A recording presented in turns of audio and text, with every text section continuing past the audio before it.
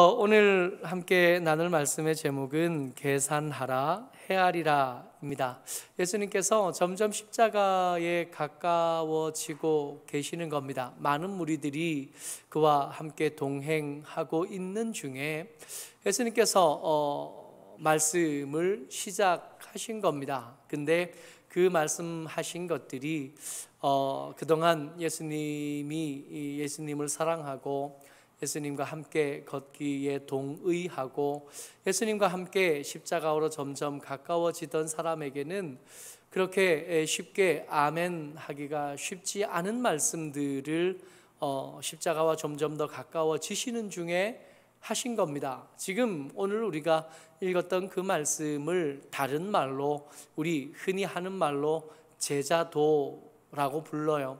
예수님의 제자가 걸어야 될 길, 예수님의 제자라면 살아가야 될 삶의 모양을 뜻하는 겁니다. 근데 언뜻 읽어도 예수님의 제자로 사는 것, 예수님을 따르는 하나님의 사람으로 예수님이 걸어가셨던 그 길을 따라가면서 사는 것은 그렇게 만만해 보이지가 않는다는 겁니다.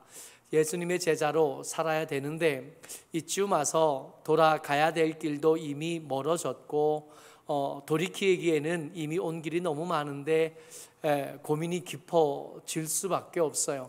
예수님의 말씀하시는 예수님의 제자들이 살아야 될 삶의 길, 삶의 모양, 그 높은 벽을 다시 한번 실감하게 됩니다. 읽었던 말씀인데 26절이요. 여러분 부담감을 가지고 읽는 거예요. 여러분 이 말씀이 결코 그냥 아멘 하고 듣고 잊어버려도 될 말씀은 사실은 아닌 겁니다.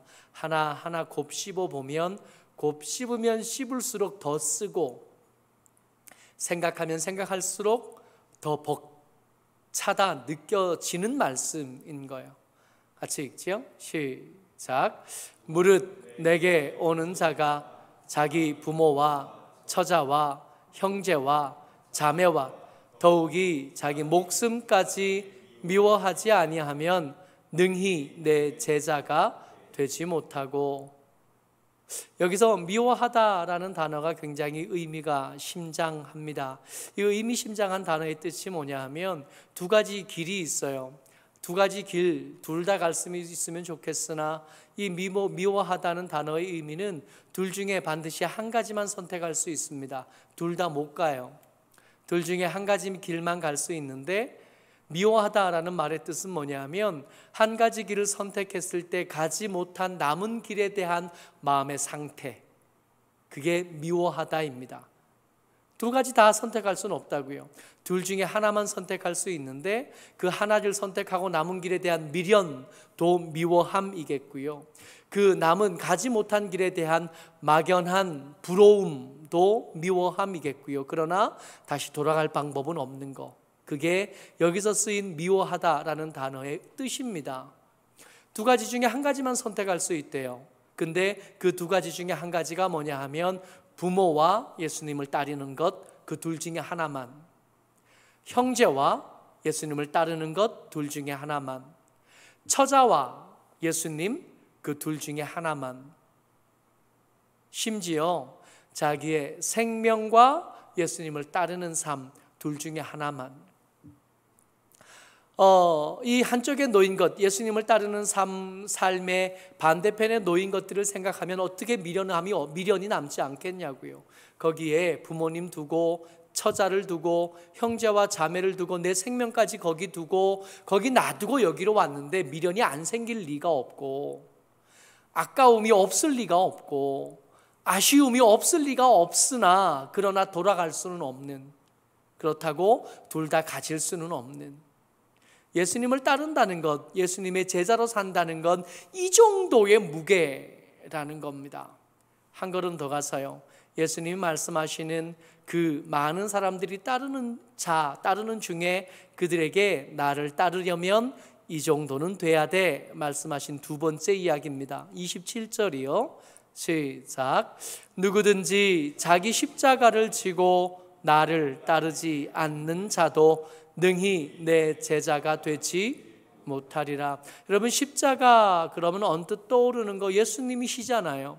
예수님이 십자가 지실 때 어떤 태도이셨는지, 어떤 감정이셨는지를 떠올려 보면 우리에게 말씀하시는 우리 십자가가 어떤 의미인지를 더 쉽게 발견할 수 있습니다. 여러분, 예수님 십자가 지고 싶어지셨던가요? 그럼 어떠세요?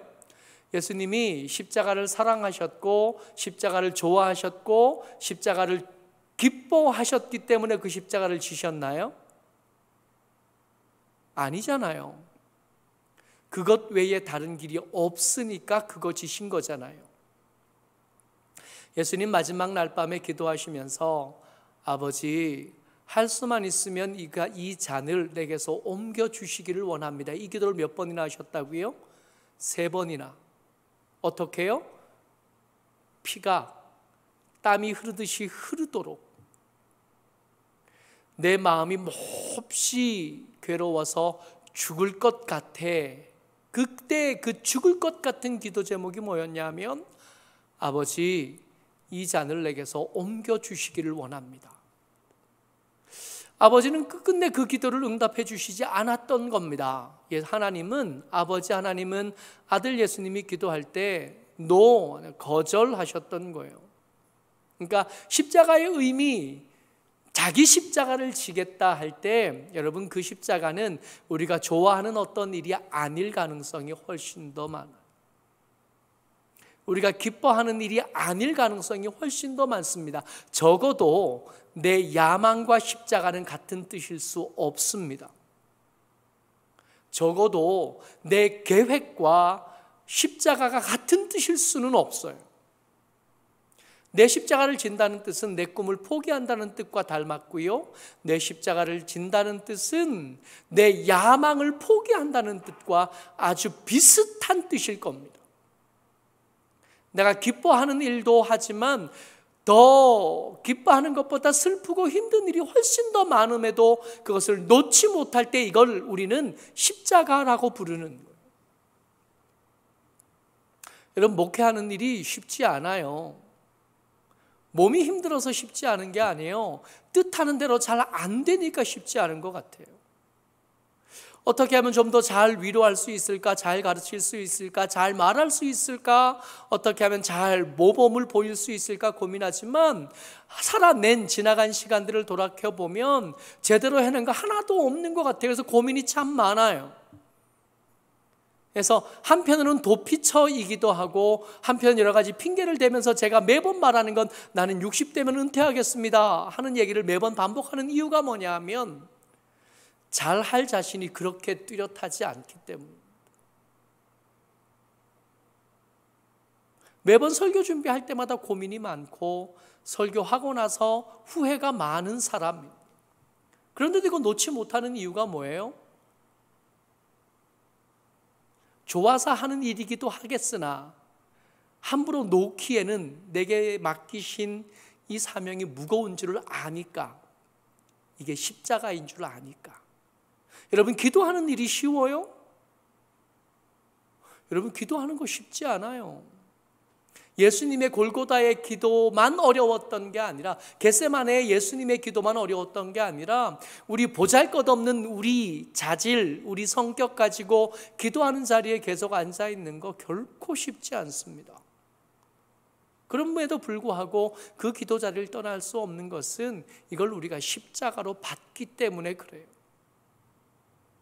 여러분, 예수님을 따른다는 건 내가 좋아하는 걸 한다는 뜻이 아니고 내가 원하는 것, 바라는 것을 한다는 뜻이 아닌 거예요. 싫지만, 버겁지만, 힘들지만, 어렵지만 그럼에도 감당할 수밖에 없으니까 붙잡고 있는 거예요. 이게 십자가거든요. 예수님의 제자가 된다는 건 이 십자가 붙잡고 놓고 싶은 마음이, 던져버리고 싶은 마음이 하루에 12번도 더 들지만 그럼에도 불구하고 놓지 못하게 되는 것. 이게 예수님의 제자로 사는 거예요. 아주 방점을 찍어주십니다. 33절 같이 읽어요. 시작. 이와 같이 너희 중에 누구든지 자기의 모든 소유를 버리지 아니하면 능히 내 제자가 되지 못하리라. 보잘것없죠. 이렇게 부자로 살아본 적도 없고 그렇게 부자였던 적도 없으니까 이게 이 우리의 소유를 내려놓는다고 할 때 어떤 사람에게 우리의 소유는 정말 별거 아니거든요. 많은 돈도 아니고 그렇게 많은 가치 있는 시간들도 아니었을 겁니다. 그런데도 그거 힘들었어요. 그러면서도 그거 덜어내고 그거 포기하고 하나님을 위해서 쓰고 하나님의 교회를 위해서 쓰는 거 절대로 쉽지 않았어요. 근데 그 정도가 전부였냐? 아니었거든요. 남은 거 있었거든요. 남은 거 챙겨둔 거, 남은 거 쟁여둔 거 있었거든요. 지금도 마찬가지고. 근데 그런 우리에게 예수님 말씀하시는 거예요. 내 제자가 된다는 건 어떤 뜻이냐면 자기의 모든 소유를 버리는 게 내 제자가 되는 거야 라고 말씀하신 겁니다. 야, 고민 많아지는데. 제자로 산다는 건 벽이 높아요. 적어도 베드로쯤 되지 않으면 나는 제자입니다라고 말하는데 좀 부끄러워야 되는 거거든요. 베드로가 예수님에게 뭐라 그랬었냐 하면 나는 아버지도 버렸고요, 나는 배도 버렸고요, 나는 그물도 버렸습니다. 내 생계도 포기했고요, 내 직업도 포기했고요, 내 처자도 버렸고 부모도 버렸습니다 라고 말해. 그 정도는 돼야 내가 제자입니다 라고 말할 수 있게 되는 거죠. 한 번씩요, 다시 한번 제자도의 높은 벽을 다시 되짚어 봅니다. 부모, 처자, 형제, 자매, 자기 목숨을 버릴 수 있어야 제자입니다. 자기 십자가를 지고 예수님 따라가야 제자입니다. 그러니까 내 꿈, 내 야망, 내가 바라는 것, 내 계획, 그거 자꾸 얘기하는 사람은 제자답지 못한 거예요. 내가 좋아하는 거, 내가 싫어하는 거 칼같이 구분하는 사람은 예수님의 제자답지 않은 겁니다. 제가 좋아하고 싫어하는 거 그거 상관없어요. 예수님이 기뻐하시는가 기뻐하지 않으시는가가 기준이거든. 자기의 모든 소유를 버리지 않으면 예수님의 제자는 아니게 되는 겁니다. 네, 예수님께서 이 얘기를 하신 다음에 오늘 설교의 제목인 계산하라 그리고 헤아리라 라는 말씀을 이어가셨다는 게 사실은 굉장히 중요해요. 우리가 오늘 읽은 말씀 그 주변, 제가 예배 전에 카톡 보내면서 여기부터 여기까지 읽어주십시오 했던 그 본문 안에 예수님의 제자가 되려면, 예수님의 제자라고 말할 정도 되려면 이 정도는 돼야 돼 하고 엄청 높은 벽을 말씀하시면서 그 틈 사이에 두 가지 이야기를 집어넣으셨는데 그 두 가지 이야기가 뭐냐면 계산해봐라, 헤아려 봐라 였던 겁니다. 14장 28절이요. 같이 읽습니다. 시작. 너희 중 누가 망대를 세우고자 할진대 자기의 가진 것이 준공하기까지에 족할는지 먼저 앉아 그 비용을 계산하지 아니하겠느냐. 무슨 뜻이에요? 지금 예수님의 십자가 가까워진다고요. 예수님을 따라가는 삶의 클라이막스가 가까워져 가는 중에 예수님 말씀하시는 겁니다. 끝까지 따라갈 수 있겠는지 한번 생각해봐라. 어느 정도가 돼야 따라갈 수 있냐면 형제와 처자와 자기 목숨을 버려야 따라갈 수 있을 거고, 자기 십자가, 자기 꿈 따위는 이제는 얘기하지 않아야 따라갈 수 있는 거고, 자기 모든 소유는 포기해야 따라갈 수 있는 거야. 이 정도가 됐는지 계산해보라고. 언뜻 들으면 계속 따라오라는 얘기예요? 이쯤에서 돌아가라는 얘기예요? 이쯤에서 돌아가라는 얘기인 겁니다. 이야기가 한 번으로 그쳤으면 그런가 보다, 그냥 하시는 말씀이겠지 하는데 한 번으로 그치지 않아요. 31절 같이 읽습니다. 시작. 또 어떤 임금이 다른 임금과 싸우러 갈 때에 먼저 앉아 1만 명으로서 저 2만 명을 거느리고 오는 자를 대적할 수 있을까? 헤아리지 아니하겠느냐. 앞에 망대를 세울 거냐 말 거냐 하는 거하고 지금 두 번째 이야기는 상황이 좀 더 급박해졌습니다. 이제는 전쟁 이야기예요. 전쟁이 바로 눈앞에 닥쳤습니다. 내 병력이 몇만밖에 없다고요? 10,000명밖에 없고 지금 전쟁하러 오는 상대 나라의 왕이 거느린 군대는 2만 명이래요. 여러분, 2만 명 대 10,000명이 싸우면 10,000명이 싸워서 이길 가능성이 얼마나 될까요? 없어요. 1대2로 싸우는 거 아닙니다. 한때 17대 1로 싸웠던, 그래서 이겼던 경험이 있는 사람 1만 명이 모여도 안 돼요. 17대 1하고 2만 대 만은 달라요. 군대는 그렇게 싸움이 결정되지 않습니다.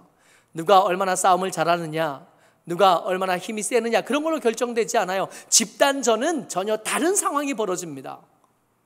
뭐 하라는 얘기예요? 목숨이 달렸다고요. 나라가 계속 나라답게 유지될 거냐, 아니면 노예가 되고 포로가 될 거냐를 눈앞에 두고 계산하라고. 그러니까 이 계산 대충 하라는 얘기가 아닌 거죠.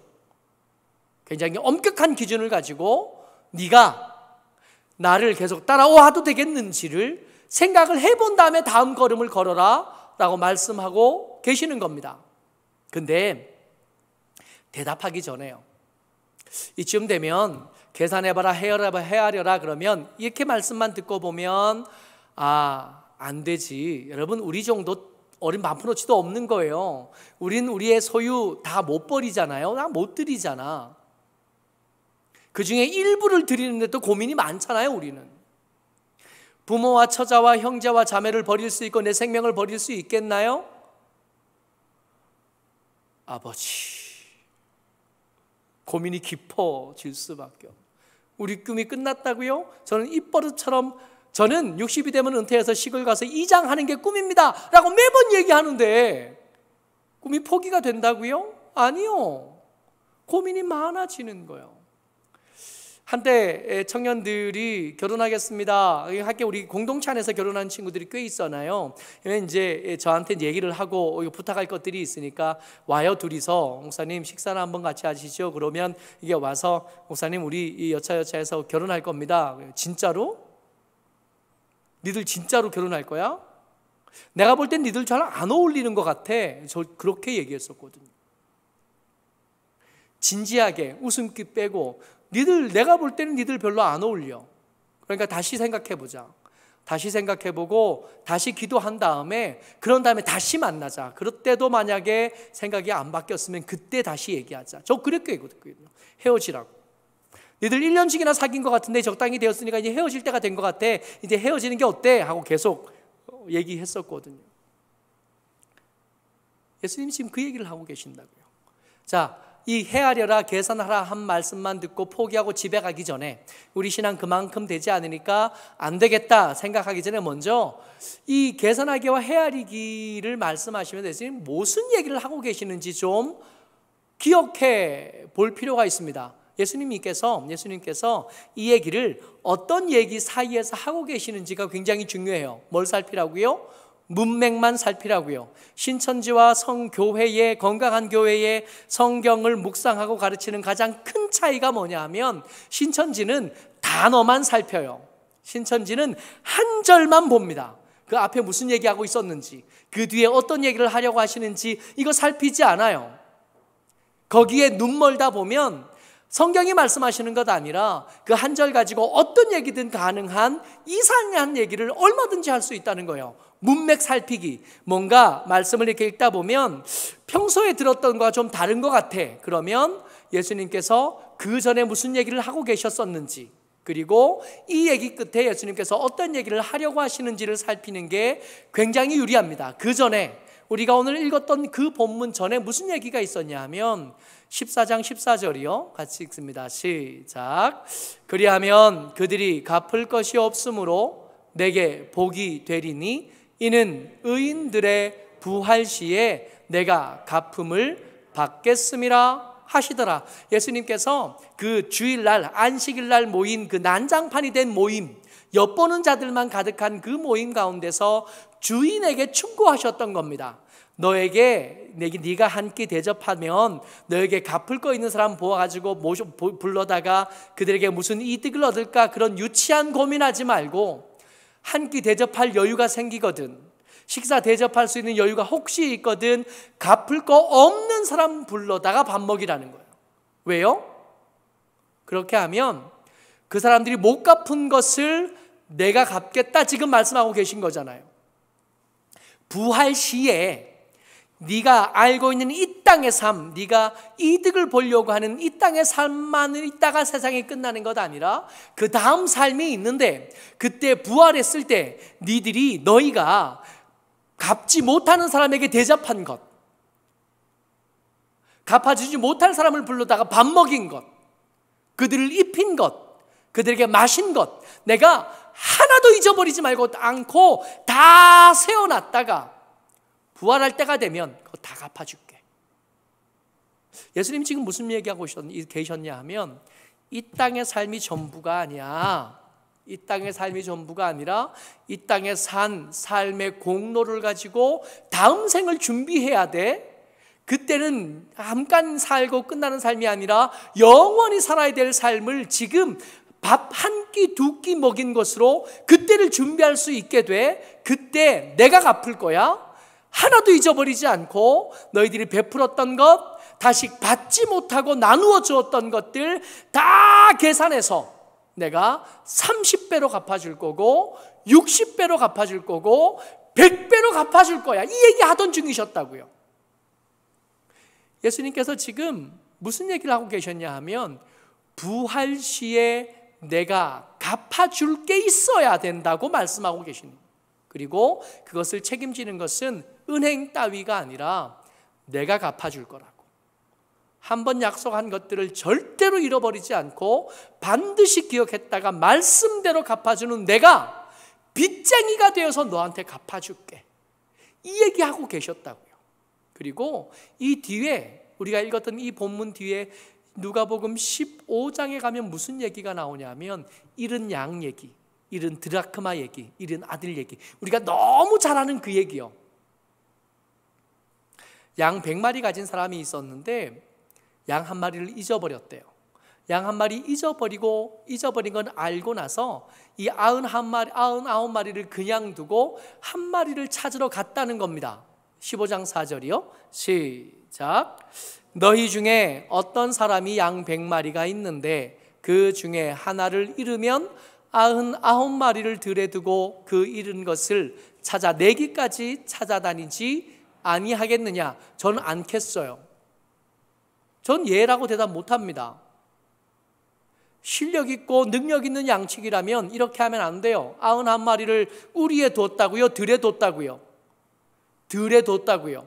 들에 뒀으면 이 99마리 양은 양치기가 없어졌을 때, 그 71마리를 찾아다녔을 때 이 99마리는 위험해지는 거잖아요. 찾으러 가면 돼요, 안 돼요? 대충 찾다가 돌아와야지. 어떻게 찾겠다고요? 찾아낼 때까지 찾겠다잖아요. 그 사이에 달도 뜨고 별도 뜰 거예요. 그 사이에 깜깜하게 어두워질 거고 그 사이에 새벽이 어스름 밝아올 겁니다. 그때에도 들에 있어야 될 99마리는 어떡하고요? 당연하다는 듯이 예수님 얘기하고 있지만 사실은 이 얘기 당연하지 않아요. 게다가 이거 찾아내고 돌아와서 그 한 마리 찾았다고 친구들 불러놓고 잔치했다 그러잖아요. 당연하다고요? 하나도 안 당연해요. 이런 드라크마 얘기도 만만치 않습니다. 어떤 여자가 드라크마가 10개가 있었는데 하나 잊어버렸대요. 이게 여러 주석들에서 이게 얼마나 귀한지 10개 중에 한 개가 빠지면 어떤 일이 벌어지는지 많이 설명하는데, 지금 예수님께서는 이 한 드라크마가 얼마나 귀한지 그거 말씀하고 계신 게 아니에요. 그 잊어버린 여자가 그거 찾으려고 등불을 켜고 쓸면서 찾았대요. 언제까지? 찾아내기까지 찾았대요. 이거 찾아낸 다음에 친구들 불러서 잔치했다예요. 합당하냐고요? 아니요. 저 같으면 저렇게 안 해요. 그 시간에 어디 가서 한 드라크마를 벌어도 벌겠어요. 당연하지 않은데 예수님은 이거 너무 당연하다는 듯이 말씀하고 계시지만 우리한테는 이거 당연한 거 아닙니다. 그 다음 얘기가 더 기가 막혀요. 여러분, 이런 아들 얘기잖아요. 우리 너무 잘 아는 얘기 아니에요? 아들 둘이 있었는데 작은 아들이 아버지에게 찾아와서 내 몫의 유산을 미리 주십시오. 그러고는 그거 가져가서 탕진하고 돌아왔는데 아버지가 기뻐 맞아주셨다는 거 아닙니까? 20절 같이 읽어볼까요? 시작. 이에 일어나서 아버지께로 돌아가니라. 아직도 거리가 먼데 아버지가 그를 보고 측은히 여겨 달려가 목을 안고 입을 맞추니. 여러분, 이거 당연한 거냐고요? 예수님 당연하다는 듯이 말씀하시지만 이거 하나도 안 당연해요. 저는 그 형의 태도가 참 마음에 듭니다. 저 같아도 형처럼 하겠어요. 당연하다 든 듯이 써놓으셨지만 사실은 이거 당연하지 않아요. 아직도 거리가 먼데 아버지가 거기 있다가 멀리 나타난 아들을 보고 달려갔다는 얘기 무슨 얘기냐면 집 나간 그 다음 날부터 거기 서 계셨다는 뜻이에요. 그게 왜 당연해요?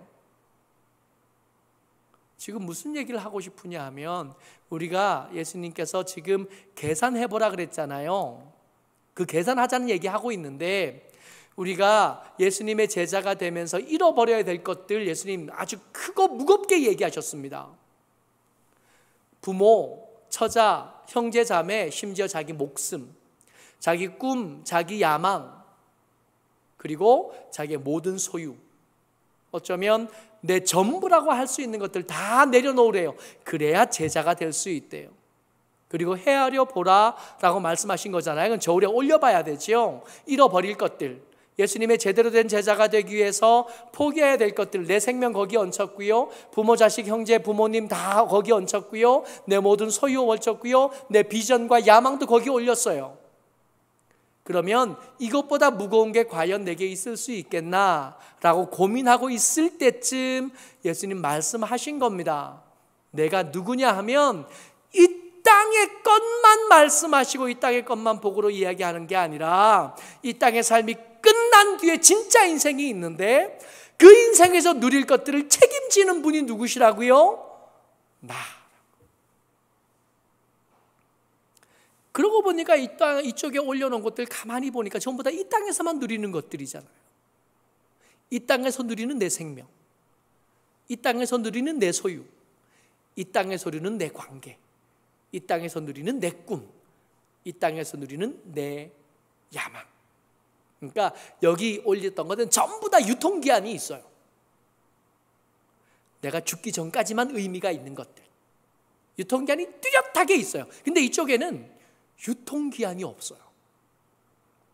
부활 시에 있을 하나님의 갚아주심에 대해서 말씀해 주셨잖아요. 그러니까 여기에 아무리 비싸봐야, 아무리 대단해봐야 유통기한이 짧다고요. 얼마 있으면 썩어요.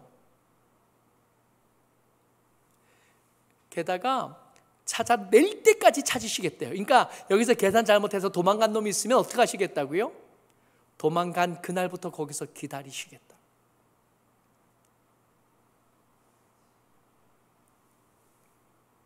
적당히 찾다가 포기하지 않으시겠다고요. 그러니까 여기서 계산하다가 계산을 잘못해서 나갈 놈들이 있을 거거든요. 나가면 나갔다고 해서 버려둘 것 아니라 내가 너 찾으러 갈 거야. 찾을 때까지 찾을 거야. 네가 나간 그날 밤부터 기다리기 시작해서 네가 돌아오는 날까지 기다렸다가 네가 돌아오면 내가 기뻐할 거고 즐거워할 거고 옷 갈아입힐 거고 씻길 거고 반지를 끼워줄 거야. 이쯤 계산해 보면 정상적인 사람이라면 이쪽이 더 무겁구나, 이쪽이 더 대단한 거구나. 그러니까 계산을 해보라는 말씀이 계산해보고 정신 차리고 빨리 네 있던 자리로 돌아가라는 뜻이 아니라 계산을 해보기만 한다면 절대로 정상적인 사고가 가능한 사람이라면 절대로 거기로 돌아가지 않을 거다라는 자신감이 예수님에게 있으셨던 겁니다. 게다가 이사야 55장 2절 말씀에 우리의 세상에서의 살아가는 모습에 대한 성경의 평가가 있어요. 이 땅에서 유통기한 가득한 것들만 추구하며 살아가는 삶의 모습을 이렇게 그림처럼 풍경화 보듯이 써놓으신 겁니다. 55장 2절 말씀이요. 같이요. 시작. 너희가 어찌하여 양식 아닌 것을 위하여 은을 달아주며 배부르게 하지 못할 것을 위하여 수고하느냐. 그것들이요, 유통기한이 뚜렷하게 있는 그것들에 대한 성경의 평가가 뭐냐 하면 양식이 아닌 것, 결국 그것으로 배부르지 못하게 될 것이라고 말씀하시는. 계산에 실패한 사람들이 없었으면 좋겠는데 있어요. 생각보다 꽤 많습니다. 적당히 예수 믿어보다가 예수 믿어도 별 소용없네, 뭘 뾰족한 수가 없네 하시는 분들 생각보다 많아요. 그죠? 우리 주변에도 꽤 많잖아요. 그 계산하기를 제대로 못 해내고 틀린 답을 찾아낸 사람들을 향하여 예수님 뭐라고 말씀하시냐면 34절 말씀입니다. 같이 읽죠. 시작. 소금이 좋은 것이나 소금도 만일 그 맛을 잃으면 무엇으로 짜게 하리요? 땅에도 거름에도 쓸데없어 내버리느니라. 들을 귀가 있는 자는 들을지어다 하시니라. 계산 잘못해서 양식 아닌 것, 배부르게 못할 것을 선택한 사람을 향하여 뭐라고 부르시냐면 맛을 잃어버린 소금이라고 부른다고요. 여러분 착각하지 말자고요. 계산해보고 따라오라고요. 계산해보면 이쪽이 예수님 말씀하시는 제자의 삶이 얼마나 가치 있는지, 얼마나 특별한지, 얼마나 풍성하고 얼마나 평안한 것인지 알 수밖에 없다고요. 미친 것처럼 생각해보지 않고 계산해보지 않고 막 살아가니까 그런 삶을 살게 되는 거예요. 양식 아닌 것을 위해서, 배부르게 하지 못할 것을 위해서 그렇게 미친 듯이 살아가는. 모쪼록 저와 여러분들 주의 은혜 가운데 계산 좀 해봅시다. 계산해보고 헤아려 보자고요. 예수님 자신 있다 그러시잖아요. 헤아려 보고도 이 길을 갈 사람은 없어 라고 말씀하시는 거예요. 계산해보고도 이 길을 선택하지 않을 사람은 없어 라고 말씀하고 계시는 겁니다. 계산해 볼 필요 있죠. 계산해 보고 헤아려 본 다음에 미련 다 털어버리고 가는 것. 뒤돌아볼 미련, 후회 그것 떨어버리고 예수님 보고 예수님 뒷모습에 주목하고 예수님 가신 길 주목하면서 그 길 가는, 모쪼록 저와 여러분들이 주의 은혜 가운데 예수님의 제자의 삶을 오늘도, 또 오늘부터 시작되는 남은 날들도 그렇게 살아내는 저와 여러분 되시기를 주의 이름으로 축복합니다. 아멘.